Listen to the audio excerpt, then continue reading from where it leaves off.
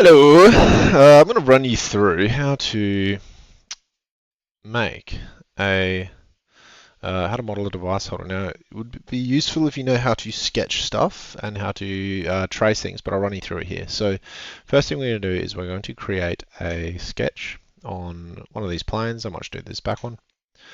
We're going to grab a rectangle tool, start in the middle, bring it up. We're going to make it 75 by about 150. This would be roughly a rough like size of the space we want to take up for our device holder. Bigger than this, they get pretty big. Smaller, they can be a little bit too fiddly. So after that, I'm going to go insert canvas. I'm going to collect a picture. Now I've got one saved somewhere. I'll just go and find it. I found this picture of every one of my year sevens, which is cool. So I'm just going to size it so that it takes up about 3/4 of this space that I'm going to be using. Actually, I'll make it a little bit smaller because I need a background on this one because it's got some fine details that I need to encompass within a background piece. So that's chill. I'll hit OK. So I'm just grabbing this little corner piece and moving it around, and it automatically centers because I clicked on this box as the face selection. So I click in here and it automatically puts it, and I grab this little corner one, slide it up until I'm happy with the size of it. Okay, from here I can click the arrow next to the sketches folder, and then I can turn off this sketch because I don't need that sketch anymore. It's just kind of annoying. All right, next step, new sketch. I'm going to click on the picture of the rat, of my year sevens. I'll zoom in a little bit, and what I'm going to do is I'm going to start mapping out all of these little parts. So I'm going to probably use the spline tool because it's a lot of unusual curves. You might want to use the line tool to do like some nice straight lines. You might want to use a circle tool. Okay, so you've got all these options with like tools that you can use. But for me, for this kind of organic shape, I'm going to use this fit point spline. So what I'll do is I'll come into right in close. I'm going to click on a line. So I'll start here, and I'm going to go to roughly where there's a change in the curve, or the middle of a curve, then I'll hit the tick. From there, I'll press escape, clear my tool, and then I'm going to come in and I'm going to grab these little green dots. I'll click on the line, and all these little dots, I can move these around, and I can make the curve fit kind of how I want it to fit at all of these points. It's really, really useful. Your curves will come out really nice. Actually, I'm going to delete that one. I don't need that one there. Your curves will come out really nice and clean with this technique. Actually, I'm going to add that one back in. Might move it up a little bit there.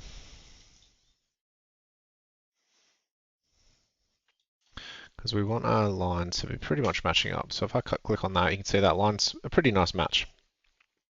So it's just a matter of going around and creating a line where there's a change in color or a change in where you want something to be. So I'll do that now. I'll do one more just so you can see where I'm going. So I'm going to click.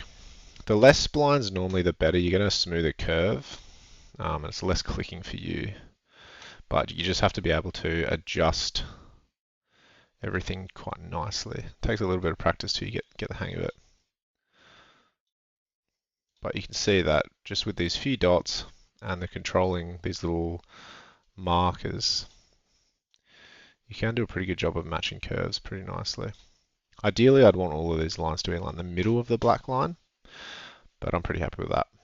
Alright, so in a minute I'll show you what it looks like when I've done that. Alright, my beautiful Year 7's finished being traced. I left the tail out because I couldn't be bothered, but there's my picture. So I've got a bunch of zones which I can color, and I've also got some lines which I can, if I should so wish, I can engrave them. So what I'm going to do now is I'm going to basically just extrude each section that I want to be a different color, or each different section. So what I'm going to do is I'll turn my canvas back on by clicking the eye. So I've got this section here, and I'm just going to extrude that to 3mm because that's the thickness of our material. Start a new body, hit OK. All right, now my sketch will go away, so you'll see that. Okay, no sketch now. I want to turn that sketch back on, and I'm just going to keep extruding these sections. We're going to extrude everything 3mm, but we're going to make sure it doesn't say new join. We're going to make sure it says new body, and hit OK. So now you can actually do a bunch of sections that aren't touching each other at the same time. So all of these ones, none of these are touching. So I can do all of these in one go, but because all the other ones before were touching, I couldn't do them. But these can all be extruded to 3 mil as a new body, and they'll all work. They'll go in one operation. It just saves you from having a bunch of steps down here. Alright, so I could have been a little bit sneaky with this. I could have done, this part in that first extrusion, and then no, they're both touching. Alright, E millimeters, not right. 3 mil. Okay, so I'll turn my sketch off. So I've got all those parts now. Now, the rat has lost a bit of detail. I haven't got the whiskers either. So what I can do is when I go to laser cut, I can engrave these lines, or I can cut these lines into my object. So from this sketch now, I can kind of extrude my sections. But before I do that, we'll go back into the sketch, and we're going to add in the base, and I might actually just leave it like this, but we need to add in the base that actually connects to our thing. So what we're going to do is we're going to get a rectangle. Just make a rectangle. It needs to be about 50 by, we could get away with 45. Enter. This can be a little bit different shape, but this is the rough size requirement that I would probably make it. For mine, I'm going to make it a little bit smaller. I'm just going to go 40 wide, so I don't have such a big base on the bottom of my rat. And what I'm going to do is I'm going to overlap it with my rat. If you've got a shape where you can't overlap it, what I do is I'd put it really close, and then what we'll do is we'll zoom in, and we'll create some sort of joining shape. So I could use the fit point spline, and I could just make a shape that maybe comes off this corner, joins up here, maybe off this corner as well, joins up here, and then go into your fit point spline, adjust your lines so maybe it looks a little bit nicer. Same with this side. So it doesn't look so weird, but I don't know if it's probably always going to look a bit weird. And then we can join that up. Now before we leave this, we're going to come up here to the fillet tool. We'll click that. We're going to put a fillet on here. 10 mil is good. So same with this side. They're both 10 mil fillets. Press OK. And now I'm going to go to circle tool, and I'm going to add circles to these little sections here. A 4mm circle there, and a 4mm circle there. Okay. Now, what I then need to do is, so these are all my little front layers. I need to have a back layer that everything gets joined onto. So I'm going to turn off the bodies now. I'm going to turn on my sketch. Everything's in it. I'm going to create a new sketch, and I'm going to click on ooh, I'm stupid. I'm really stupid. Delete that sketch. We don't want that sketch. What I'm going to do is I'm going to extrude, and I'm going to extrude every part of my model. If you've got a background layer, you need to extrude the background layer as well, because that is realistically what this layer is. It's the background. And if I turn the bodies back on now, we can see that 3 will take it forwards into my model. So I'm going to go -3. Change it from a joint to a new body. Hit OK. And now we can see that we've got our model all sketched out. Now, in my real one, if I turn this off, we'll have different colors here, here, here. I'll have my 3 different colors. Okay, one of those colors needs to be the background layer, but the background layer holds everything together, which is really good for me because I've got lots of little parts. Now I'm ready to actually extract my DXF. So what I'll do is I'll slowly double click on this, and I'll call this my last sketch, so that I know everything after this in this sketch menu is going to be a DXF that I'm going to put in the laser cutter. So what I'll do is I'll come up here, I'll go create sketch, and I want to go every layer that's its own color. So I'll turn my canvas back on. I'll create a sketch on this purple section. So I'll come in here. I've clicked this on here, so I'm in the sketch right now. I'll press P for project, and I'll click on all the parts that I want to be purple. Okay, then I'll hit OK. I'll finish the sketch, and then I'll go back and I'll do another one. So I'll go new sketch, same spot. So this is going to be my cream layer, and I might make the back the same color as this one, or maybe I'll do clear.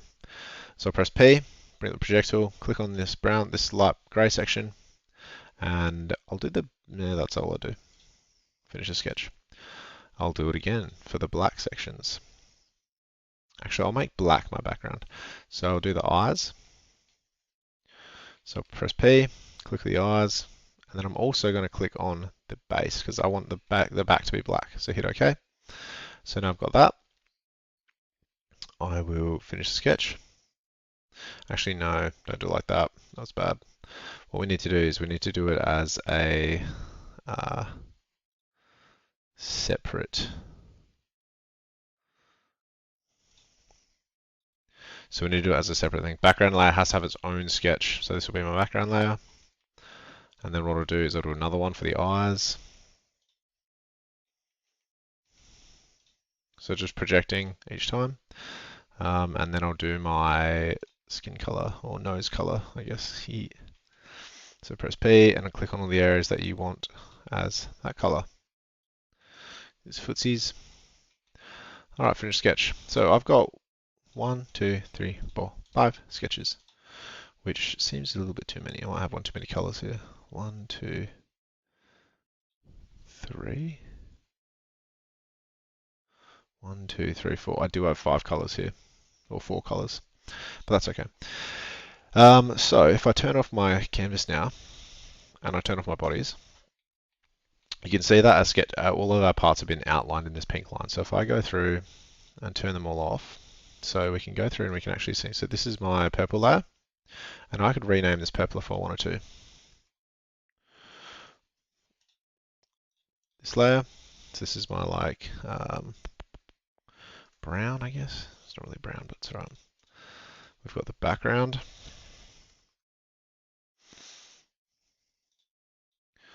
We've got the eyes. Oopsie doopsies. Click too fast. Got the black layer. And we've got the pink layer. So that one's also black. Actually, I'll make that one clear. No, black's chill. Oh, actually, we'll do clear. All right. So now I've got all my layers. What I can do is I can right click this, save as DXF.